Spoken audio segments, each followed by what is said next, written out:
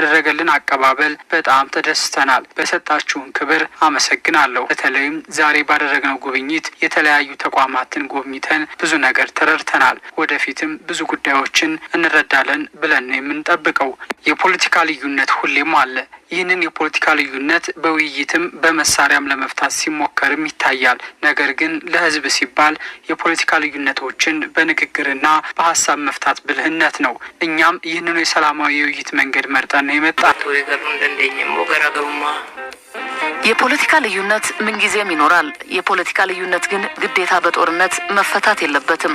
በተለይም በ21ኛው ክፍለ ዘመን በሰላማዊ መንገድ ተወያይቶ በሚስማሙባቸው ጉዳዮች ላይ መግባባት፣ በማይስማሙባቸው ጉዳዮች ደግሞ ልዩነቶችን አክብሮ የህዝብን የስልጣን ባለቤትነት በመቀበል ህዝብ የሚወስነውን ውሳኔ ተቀብሎ በሱ በመገዛት መኖር አዋቂነትም ስልጣኔነትም ነው። ሁላችንም ይህንን በማክበር ለህዝብ ረፍትን የሚሰጠውን ሰላም ለማስፈን ስንል እዚህ ደረጃ ላይ መድረሳችን ትልቅ ውሳኔና እውቅና ሊሰጠው የሚገባ ተግባር ነው እንላለን።